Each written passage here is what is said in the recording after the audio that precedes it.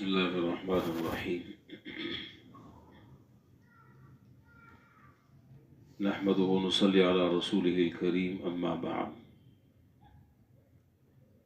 عن أبي هريرة رضي الله تعالى عنه قال قال رسول الله صلى الله عليه وسلم قاربوا وسددوا واعلموا أنه لن ينجو أحد منكم بعمله قالوا ولا أنت يا رسول الله قال ولا أنا إلا أن يتغمدني الله برحمة منه وفضل۔ حضرت ابو ہریرہ رضی اللہ تعالیٰ عنہ سے روایت ہے کہ جناب نبی کریم صلی اللہ علیہ وسلم نے ارشاد فرمایا کہ جان لو اچھی طریقے سے یہ بات کہ تم دینی اور دنیاوی تمام کاموں میں درمیانی راستے کو اختیار کرو۔ تم تمام دینی اور دنیاوی کاموں میں اعتدال کا راستہ اختیار کرو۔ اور دوسری بات ارشاد فرمائی کہ اس پر استقامت کے ساتھ چلتے رہو، اس میں کجی آنے نہ دو۔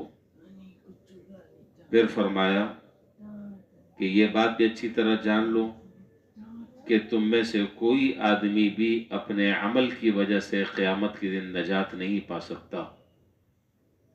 تم میں سے کوئی آدمی بھی قیامت کے دن اپنے عمل سے نجات نہیں پا سکتا۔ صحابہ نے عرض کیا کہ اللہ کے رسول آپ بھی؟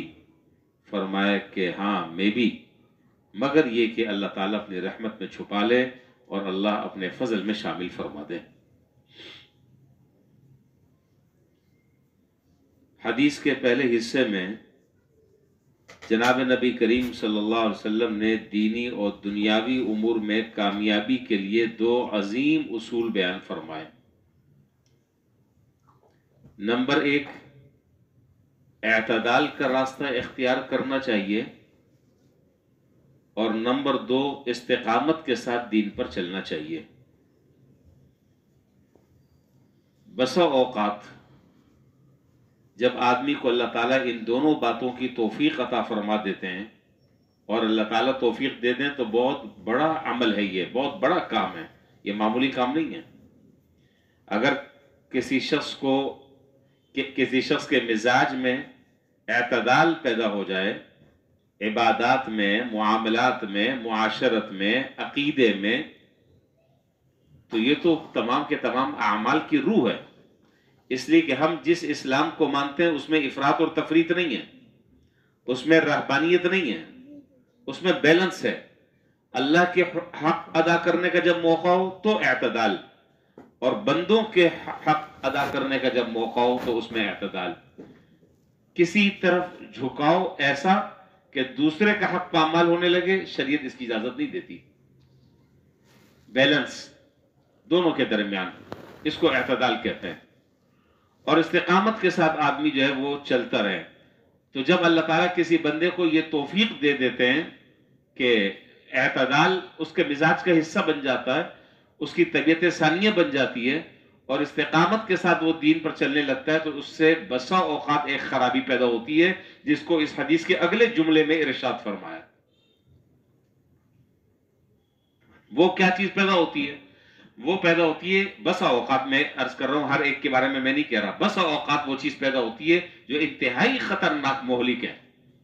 وہ یہ کہ پھر آدمی اپنے آپ کو بڑا عبادت گزار سمجھنے لگتا ہے، اور دوسروں کی تحقیر اس کے دل میں پیدا ہونے لگتی ہے کہ میرا جیسا صاحب فضل، میرا جیسا صاحب کمال، میرا جیسا عابد اور زاہد تو کوئی اور ہی نہیں، یہ سب ایسے ہی ہیں۔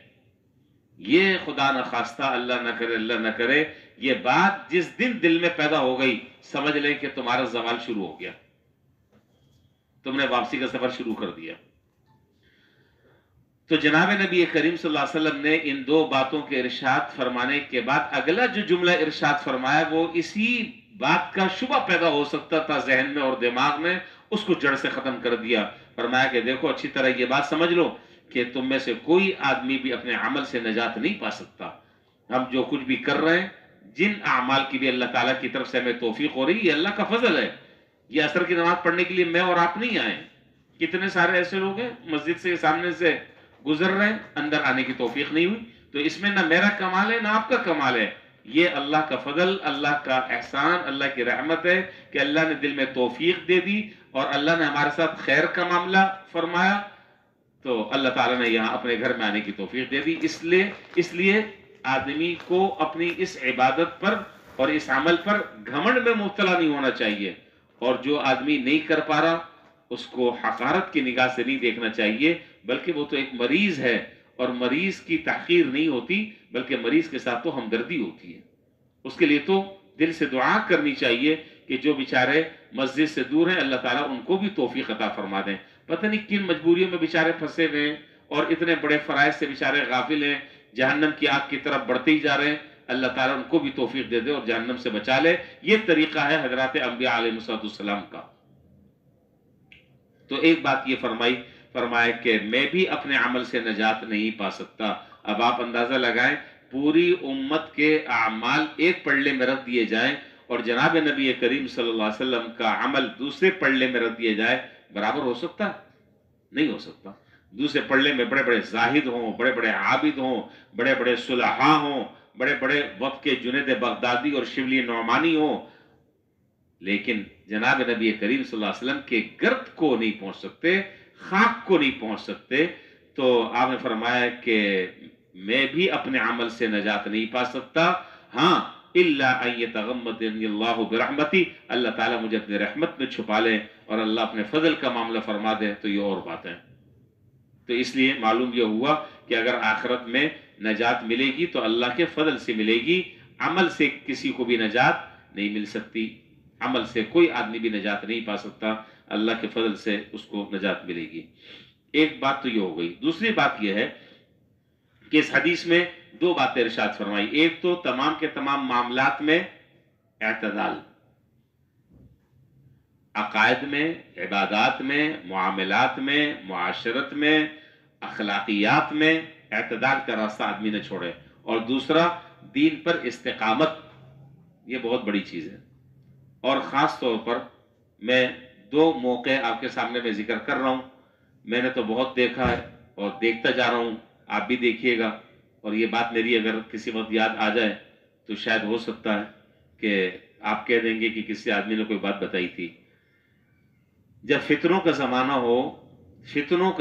ہو اس زمانے میں دین پر استقامت کے ساتھ چلنا یہ ہاتھ میں انگارے لینے کے مترادف ہے. اور یہ میں نہیں کہہ رہا، یہ حدیث میں جناب نبی کریم صلی اللہ علیہ وسلم نے فرمایا کہ یأتی علی الناس زمان الصابر فیہم علی دینی کالقابض علی الجمر. قیامت سے پہلے ایک زمانہ ایسا آنے والا ہے، اور بظاہر ایسا لگتا ہے کہ یہ زمانہ وہی ہے. ایک زمانہ ایسے آنے والا ہے کہ دین پر صبر کرنے والا اور دین پر پہنچنے والی تکلیفوں کو برداشت کرنے والا، اس پر استقامت کے ساتھ چلنے والا، وہ ایسا ہوگا جیسے کہ ہاتھ میں انگارے رکھا ہوا. دو موقع ایسے ہیں، یاد رکھیے گا بات، دو موقع ایسے ہیں کہ جہاں آدمی کے دیندار ہونے کا پتہ چلتا ہے. اب مگر میں آپ نہیں بتا سکتے، میں اگر آپ سے پوچھوں کہ کیسے پتہ چلے گا کہ فلاں آدمی دیندار ہے، تو سیدھا سادہ سا ایک جو کامن سا جواب ہے وہ کیا ہے؟ سمپل سا جواب یہ ہے کہ جی وہ نماز پہلی صف میں پڑھتا ہوں. میں اس کو نہیں مانتا، میری نظر میں یہ نہیں ہے. اور کیا ہو سکتا ہے؟ یعنی کیسے پتہ چلے گا کہ واقعی یہ آدمی دیندار ہے؟ یہی تو مسئلہ ہے حضرت. کپڑے تو میں نے بھی بڑے لمبے لمبے پہنے ہوئے ہیں، میں بھی دیندار نہیں ہوں. ہاں یہی تو مغالطہ ہے، اسی سے تو میں باہر نکلنا چاہ رہا ہوں. اب دیکھیں میں آپ کو بات بتاؤں، مختلف آپ حضرات کی رائے ہے. میری بات یاد رکھیں، میں بار بار تاکید کروں، لکھ لیں، اس کو لکھ لیں. اگر اس کے یہاں کوئی خوشی ہوئی ہے یا اس کے یہاں کوئی شادی بیاہ اور تقریب ہوئی ہے، اس میں پتہ چلے گا کہ یہ آدمی کتنا دیندار ہے. نوٹ کر لیں میری بات. بہت دیکھے میں نے تسبیح جھلانے والے جی، اور بڑے بڑے نفلیں سب پڑھنے والے، لیکن جب شادی ہوتی ہے، شادی کی تقریب میں پتہ چلتا ہے کہ یہ بندہ کتنا دیندار ہے. وہی صاحب وہ ڈانس کر رہے ہوتے ہیں عورتوں کے مجمع میں. میں صحیح کہہ رہا ہوں آپ سے، ڈانس کر رہے ہوتے ہیں. آدمی حیران ہوتا ہے، یا اللہ یہ وہ آدمی ہے، یہ وہ بندہ ہے۔ خوشی کے موقع پر اور غمی کے موقع پر اگر وہ آدمی شریعت کے احکام پر عمل کر رہا ہے اور اللہ کے حدود کے مطابق شریعت کے حدود کے مطابق سارے کے سارے معاملات نمٹا رہا ہے، تو وہ آدمی دیندار ہے۔ نفلیں پڑھنا اور نمازیں پڑھنا یہ تو ہم بھی کر رہے ہیں، لیکن ہم دیندار نہیں ہیں، یہی مغالطہ ہے۔ اور دوسری چیز معاملات کی صفائی، معاملات کی درستگی، اس میں اگر ایک آدمی جو ہے وہ صحیح ہے، جینین ہے، وہ آدمی جینین ہے۔ بہرحال اس پر بہت ساری باتیں، میں سب باتیں تو آپ کے سامنے میں نہیں کر سکتا، لیکن بس اتنی بات میں نے آپ کو بتا دی کہ آخری وقت میں دین پر عمل کرنا، بسا اوقات آدمی ماحول سے مغلوب ہو جاتا ہے، خاندان سے مغلوب ہو جاتا ہے، بیوی بچوں کے سامنے بے بس ہو جاتا ہے، وہ گناہ پر مجبور کر دیتے ہیں۔ وہ کہتے ہیں کہ جی میں کیا کروں، میں تو کچھ بھی نہیں کر سکتا۔ او بھائی تم مرد ہو کیا ہو، میں تو کچھ بھی نہیں کر سکتا، جی میری یہاں نہیں چلتی، تو آپ کی چلتی کہاں پر ہے؟ آپ گھر کے سربراہ ہیں، آپ گھر کے ذمہ دار ہیں، آپ گھر کے بڑے ہیں۔ میری بات یاد رکھ لیں، کام آئے گی، کسی وقت کام آ جائے گی آپ کو۔ دو موقع پر آدمی کا پتہ چلتا ہے کہ آدمی کتنا دیندار ہے، کتنا شریعت کے احکام پر چل رہا ہے۔ اگر ان دو موقع پر اگر آدمی دین کے احکام پر عمل کر رہا ہے اور 100% سنت کے مطابق سارے معاملات کر رہا ہے، ویل اینڈ گڈ، بہترین آدمی دیندار ہے واقعی، چاہے وہ زیادہ نفلیں نہ پڑھے، چاہے وہ تہجد میں نہ اٹھتا ہو، صرف فرائض پر اتفاق کرتا ہو۔ میرے سامنے اتنے واقعات ہیں کہ اگر میں نے آپ کو واقعات سنانے شروع کر دیا تو آپ سنتے رہیں گے، میں بولتا رہوں گا۔ بڑے میرے مشاہدات ہیں، بڑے تجربات ہیں، بس میرا خیال میں زیادہ نہ کھل جاؤں، اس لیے میں اسی پر اتفاق کر رہا ہوں۔ اللہ تعالی ہمیں دین پر استقامت کے ساتھ چلنے کی توفیق عطا فرمائے، اور ہر زمانے میں طرح طرح کے الگ الگ شیطانی دباؤ، ماحول کا دباؤ، دوسری چیزیں اتنا آدمی کو پریشان کرتی ہیں، اتنا پریشان کرتی ہیں کہ وہ ساری کی ساری دینداری جو ہے وہ ایک طرف رہ جاتی ہے، اور آدمی جو ہے وہ اللہ کی نافرمانی کھلا کھلا کرنے لگتا ہے۔ اللہ تعالیٰ بچائے اور اللہ تعالیٰ محفوظ رکھے۔ بہرحال تو اعتدال اور استقامت، اعتدال اور استقامت، یہ دو چیزوں کو تم لازم پکڑ لو، اللہ دنیا کی بھی سارے کاموں کو تمہارے درست فرما دیں گے، اور آخرت کے بھی اللہ تعالیٰ تمہارے سارے معاملات کو درست فرما دیں گے۔ وآخر دعوانا الحمدللہ رب